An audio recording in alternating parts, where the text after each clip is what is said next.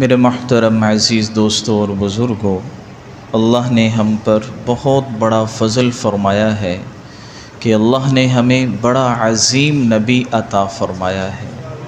اللہ کے نبی صلی اللہ علیہ وسلم کی ہر چیز ہی بہت عظیم تھی۔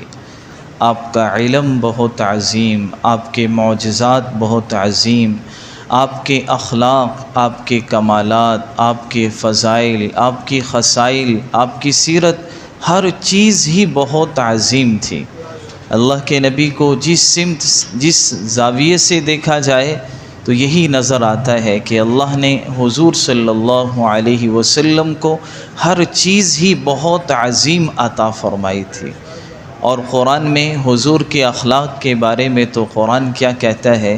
اِنَّكَ لَعَلَىٰ خُلُقٍ عَظِيمٍ، اے نبی جی آپ کے اخلاق بہت ہی عظیم ہیں۔ اللہ کے نبی صلی اللہ علیہ وسلم اتنی لمبی نماز پڑھنا شروع کی کہ آپ کے قدم مبارک پر ورم آ جاتے تھے، اتنی لمبی نماز پڑھتے تھے۔ اللہ نے فرمایا تھوڑی نماز پڑھا کرو، سویا بھی کرو۔ اللہ کے نبی اتنا خرچ کرتے تھے، سب کچھ لگا دیتے تھے، تو اللہ نے حکم دیا اتنا نہ خرچ کرو کہ اگلے وقت کے لیے تم خود محتاج بن جاؤ، تھوڑا خرچ کرو۔ لیکن جب اللہ کے نبی نے اخلاق میں اعلیٰ درجہ دکھایا تو اللہ نے یہ فرمایا نبی جی آپ کے اخلاق تو بہت ہی عظیم ہیں، آپ کے اخلاق بہت اعلیٰ ہیں۔ اسی قرآن میں فرمایا اِنَّكَ لَعَلَىٰ خُلُقٍ، خلق اور خلق، خلق کسے کہتے ہیں؟ ظاہری سیرت، جو ظاہری بناوٹ ہوتی ہے۔ اللہ نے حضور کو وہ بھی بہت بہترین آپ کو جو ہے سیرت عطا فرمائی، آپ کو صورت عطا فرمائی، بہت بہترین صورت عطا فرمائی۔ اور آپ کو جو باطنی خلق تھے کہ دوسرے کے لیے بھلائی کے جذبات، معاف کرنا، درگزر کرنا، ساری امت کی خیر خواہی، وہ آپ کے دل میں بہت زیادہ تھی، اس کو خلق کہا جاتا ہے۔ تو اللہ کے نبی صلی اللہ علیہ وسلم نے ہمیں بھی اچھے اخلاق کا ہی حکم دیا۔ آپ نے فرمایا اکمل المؤمنین ایمانا احسنہم خلقا، کہ سب سے کامل ایمان والا شخص وہ ہے جس کے اخلاق اچھے ہوں۔ سب سے کامل ایمان فرمایا اس کے جس کے اخلاق اچھے ہوں۔ اور اسی طرح اللہ کے نبی صلی اللہ علیہ وسلم نے فرمایا ان اثقل شیء، کہ سب سے وزنی چیز کل قیامت کے دن یوضع فی میزان المؤمن، جو مومن کے ترازو میں رکھی جائے گی، فرمایا وہ انسان کے اچھے اخلاق ہوں گے۔ جو ہے نماز، تلاوت، ساری عبادات یہ پیچھے ان کا اتنا وزن نہیں ہوگا جتنا وزن انسان کے اچھے اخلاق کا ہوگا۔ اس لیے آپ نے فرمایا جو بھی ایمان والا اچھے اخلاق کو اپناتا ہے، ان المؤمن لیدرک بحسن خلقی، کہ مومن آدمی اپنے اچھے اخلاق کے ذریعے درجۃ قائم اللیل وصائم النہار، اس درجے کو پہنچ جاتا ہے اچھے اخلاق کی وجہ سے جیسے کوئی آدمی روزہ سارے دن کو رکھتا ہے اور ساری رات قیام کرتا ہے، جیسا اس کو اجر ملے گا، اسی طرح نیک اچھے اخلاق اختیار کرنے والے کو بھی اللہ یہی اجر عطا فرمائیں گے۔ تو یہ ہے کہ ہمیں اچھے اخلاق کو اپنانا چاہیے، اور ہم اپنے نبی کی سیرت کو پڑھیں کہ اللہ کے نبی نے، حضرت عائشہ فرماتی ہیں فتحت المکہ بالاخلاق، آپ نے جو مکہ کو فتح کیا وہ تلوار کے ذریعے سے نہیں، اپنے اچھے اخلاق کے ذریعے سے کیا۔ مکہ کے کتنے لوگ تھے؟ اللہ کے نبی صلی اللہ علیہ وسلم نے 13 سال مکہ میں گزارے، اور اتنی انہوں نے تکالیف دیں، اتنی سخت تکلیفیں پہنچائیں کہ بیان نہیں کی جا سکتی۔ اللہ کے نبی کو وہاں رہنا جو ہے محال کر دیا، آپ کو مکہ چھوڑنا پڑا۔ آپ کی عبادت آپ کرتے تھے تو عبادت سے روکتے تھے، مکہ کا بیت اللہ کا دروازہ آپ کے لیے نہیں کھولتے تھے، اتنی تکلیفیں پہنچاتے تھے۔ اللہ کے نبی کو پھر حکم ہوا 13 سال بعد کہ آپ مکہ سے ہجرت کر جائیں، یہاں رہنا مشکل ہو گیا، دین پر عمل کرنا مشکل ہو گیا۔ اب اللہ کے نبی جب مکہ سے نکل رہے ہیں تو کیا کہہ رہے ہیں؟ مکہ میرے نزدیک تو سب سے بہترین جگہ تھی، اے مکہ میں تجھے کبھی نہ چھوڑتا اگر مکہ والے مجھے یہاں سے نہ نکالتے۔ آج یہ مجھے نکال رہے اس لیے میں مکہ کو چھوڑ کر جا رہا ہوں۔ اب اللہ کی شان، جب مکہ فتح ہو گیا اب کیا ہوا کہ اب صحابہ نے کہا الیوم، آج کا دن تو بدلے کا دن ہے، آج جو ہے بدلہ لیا جائے گا انہوں نے جو ہمارے ساتھ کیا۔ اللہ کے نبی نے فرمایا کہ نہیں، آج تو معاف کرنے کا دن ہے، آج تو ہم انہیں معاف کریں گے۔ اللہ کے نبی صلی اللہ، ایک عثمان نامی شخص تھا، اس کے پاس بیت اللہ کی چابی ہوتی تھی۔ آپ نے کئی دفعہ اسے کہا کہ بیت اللہ کی چابی مجھے دے دو، میں جا کے اللہ کی عبادت کروں گا، تم میرے ساتھ آ جاؤ۔ لیکن اس نے کہا کہ تمہیں کبھی میں ایمان نہیں لایا تھا، تمہیں کبھی میں بیت اللہ کی چابی نہیں دوں گا۔ حضور نے ایک دن اسے فرمایا عثمان، وہ کیا دن ہوگا کہ آج جس پوزیشن پہ میں ہوں تم اس پوزیشن پہ ہوگے، کہ یہ بیت اللہ کی چابی میرے ہاتھ میں ہوگی، اور جو ہے میں تمہیں دینا چاہوں، جس کو چاہوں گا میں دوں گا، بیت اللہ میرے ہاتھ فتح ہو جائے گا، اللہ میری مدد فرمائے۔ وہ آگے سے کہنے لگا یہ کبھی نہیں ہوگا کہ آپ ایسا ہو جائے۔ اللہ کی شان، مکہ فتح ہو گیا۔ اب اللہ کے نبی جب مکہ میں داخل ہوئے تو یہ نہیں کہ جب فتح ہوتی ہے لوگ تکبر کرتے ہیں، غرور کرتے ہیں، لیکن حضور کی کیا انداز تھا۔ صحابہ فرماتے ہیں مکہ میں فاتح بن کر آپ داخل ہو رہے ہیں، آپ کی عاجزی کا عالم یہ تھا کہ آپ اونٹ پر سوار تھے اور اتنا سر جھکایا ہوا تھا کہ اونٹ کی کوہان کو لگ رہا تھا، اور اللہ کی تعریف کے کلمات آپ کی زبان پر جاری تھے کہ الحمدللہ نصر عبدہ، تمام تعریفیں اس اللہ کے لیے جس نے اپنے بندے کی مدد کی، اور وَأَنْجَزَ وَعْدَ، اور اپنے وعدے کو پورا فرما دیا۔ اب اللہ کے نبی جا رہے ہیں، کفار مکہ ڈرے ہوئے ہیں کہ 13 سال انہوں نے جو مسلمانوں پر ظلم کیا تھا، لیکن اللہ کے نبی صلی اللہ علیہ وسلم نے کیا فرمایا کہ جو اپنے گھر کے دروازے بند کر لے گا ان سب کو میں معاف کرتا ہوں۔ ابو سفیان جس نے اسلام کے خلاف بہت جنگیں لڑیں، غزوہ بدر میں وہ سپہ سالار تھا کفار کا، اور اتنی ساری دشمنیں جو ہے اسلام جتنی بھی جنگیں ہوئیں پہلے فتح مکہ سب میں وہ شامل رہا۔ اللہ کے نبی نے اسے عزت دی، آپ نے فرمایا من دخل دار ابی سفیان فہو آمین، کہ جو بھی ابو سفیان کے گھر داخل ہو جائے گا وہ امن والا ہے۔ تو اس پہ بڑا تعجب ہوا کہ میں نے تو کتنا حضور کا مقابلہ کیا، اور حضور یہ کہہ رہے ہیں جو آج ابو سفیان کے گھر داخل ہو جائے گا اس کو میں معاف کر دوں گا۔ اللہ کی شان، تو اس کو بھی حضور نے معاف کر دیا، اور سارے مکہ والوں کو آپ نے معاف کر دیا۔ دیکھیے حضور کے بڑے بڑے معجزات انہوں نے دیکھے، چاند کے 2 ٹکڑے ہونا دیکھا، ہاتھوں میں پتھروں نے آپ کی گواہی دی، درختوں نے آپ کی گواہی دی، اور بڑے بڑے معجزہ، آپ کی انگلیوں سے پانی چشمے نکلے انہوں نے دیکھے، لیکن ایمان نہیں لائے۔ جب اللہ کے نبی نے مکہ پر سب مکہ کے فتح مکہ کے موقع سب کو معاف کیا تو وہ سب کے دل نرم پڑ گئے کہ اتنے بہترین اخلاق کسی نبی کے علاوہ کسی اور شخص کے نہیں ہو سکے۔ فتح مکہ کے بعد ایمان لانا انہوں نے شروع کر دیے۔ اب اللہ کے نبی داخل ہوئے، بیت اللہ کی چابی آپ کے ہاتھ میں ہے، اب آپ جو ہے بیت اللہ کے اندر داخل ہوئے۔ حضرت ابوبکر، عمر، عثمان، علی، آپ کی قریش کے خاندان والے حضرت عبداللہ بن عباس، یہ سب آپ کے ساتھ ہیں۔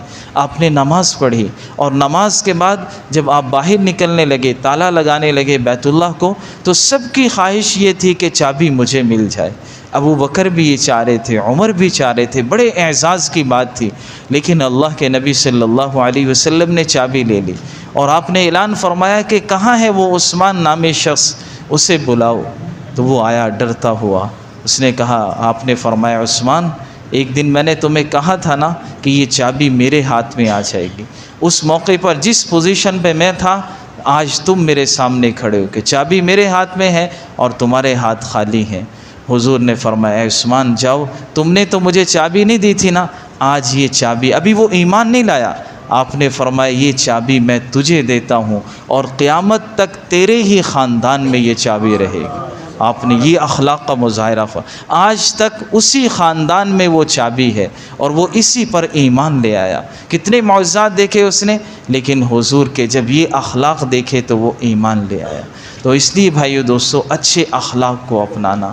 اللہ کے نبی صلی اللہ علیہ وسلم ایک غزوے میں جہاد سے واپس تشریف لا رہے تھے، جب واپس راستے میں کہیں پڑاؤ ڈالا تھوڑا سا آرام کرنے کے لیے، سارے صحابہ سے فرمایا کہ درختوں کے نیچے جہاں جہاں جگہ ملے قریب قریب پوری وادی میں پھیل جاؤ اور یہاں آرام کرو۔ تو سب نے اپنے اپنی جگہ جو ہے سایہ جہاں ملا وہاں سب آرام کر رہے تھے، حضور بھی آرام کر رہے تھے ایک درخت کے نیچے۔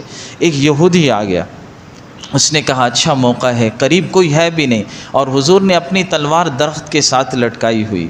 اب اس نے تلوار پکڑ لی اور تلوار تان لی اور کہنے لگا میں یمنعک منی، اے نبی اب بتاؤ کہ محمد تمہیں مجھ سے کون بچائے گا۔ یہ الفاظ اس کے کہنے تھے۔ حضور صلی اللہ علیہ وسلم کا کامل اعتماد اللہ کی ذات پر تھا، تو حضور نے فرمایا اللہ، کہ مجھے اللہ بچائے گا۔ یہ آپ نے ایسے الفاظ بولے اندر دل سے کہ اس کے ہاتھ کانپ گئے اور تلوار گر گئی۔ آپ نے فوراً تلوار پکڑ لی، آپ نے فرمایا میں یمنعک منی، اب تم بتاؤ کہ تمہیں مجھ سے کون بچائے گا۔ تو وہ کہنے لگے، وہ تو اللہ کو جانتا نہیں تھا، وہ کہنے لگا آپ کریم ہیں، آپ ہی معاف کریں گے۔ حضور نے فرمایا کلمہ پڑھتے ہو؟ کہتا نہیں کلمہ نہیں پڑھتا۔ حضور نے فرمایا جاؤ میں نے تجھے معاف کر دیا۔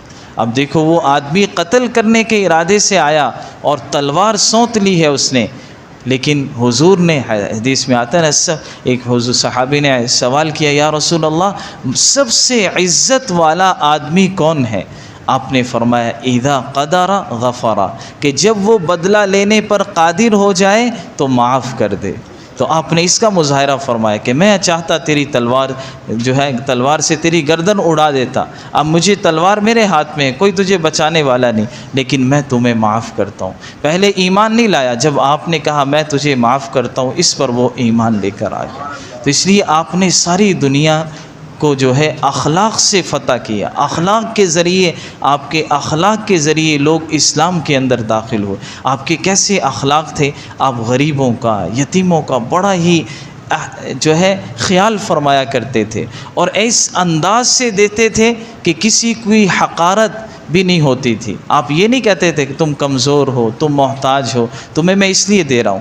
حضرت جابر رضی اللہ تعالیٰ عنہ اپنا واقعہ بیان فرماتے ہیں، ان کے والد حضرت جابر کے والد جو ہے ایک جنگ میں شہید ہو گئے، احد کی جنگ میں۔ اب ان پر بہت سارا قرض بھی تھا اور اسی طرح جو ہے ان کی بہنیں ہی بہنیں تھیں، یہ اکیلے بھائی تھے۔ تو اب ان پر حضرت جابر فرماتے ہیں حضور مجھے بہانے سے نوازتے رہتے تھے تاکہ میرا قرض اترے، بہنوں کا بوجھ تھا وہ بھی میرے لیے آسان ہو جائے۔ فرماتے ہیں ایک واقعہ کہ میں ایک جنگ میں حضور کے ساتھ شریک تھا، میرا گھوڑا بیمار ہو گیا، اب وہ سب سے پیچھے ہے، بہت آہستہ آہستہ چل رہا ہے، چلنے کے لائق ہی نہیں۔ آپ نے فرمایا اے جابر کیا ہوا، اس گھوڑے کو تیز دوڑاتے نہیں تم؟ کہا یا رسول اللہ یہ بیمار ہو گیا، یہ چلنے کے قابل نہیں ہے اب زیادہ۔ حضور صلی اللہ علیہ وسلم نے چھڑی اس سے لی اور اس گھوڑے کو لگائی اور کہا کہ تم چلتے نہیں۔ حضرت جابر فرماتے ہیں بس یہ چھڑی حضور کی لگانی تھی، وہ گھوڑا اتنا تیز چلا کہ سارے گھوڑوں سے آگے نکل گیا۔ اب آگے دیکھیے، آگے جب اللہ کے نبی دوبارہ اس کے پاس پہنچے فرمایا جابر یہ گھوڑا مجھے بیچ دو۔ کہا یا رسول اللہ بیچنے کی کیا بات ہے، یہ آپ کا ہی ہے، ابھی آپ لے لیں، ویسے ہی لے لیں آپ۔ حضور نے فرمایا نہیں کبھی بھی ایسے نہیں لوں گا، میں اس کو پیسوں پر لوں گا۔ تو کہا یا رسول اللہ جو آپ دے دیں آپ کا ہی ہے یہ۔ حضور نے فرمایا ہاں میں اس کی اتنی قیمت دوں گا۔ ان کہا یا رسول اللہ مکہ جا کر میں جو ہے یہ آپ کو پیش کر دوں گا۔ تو ایسے ہی ہوا۔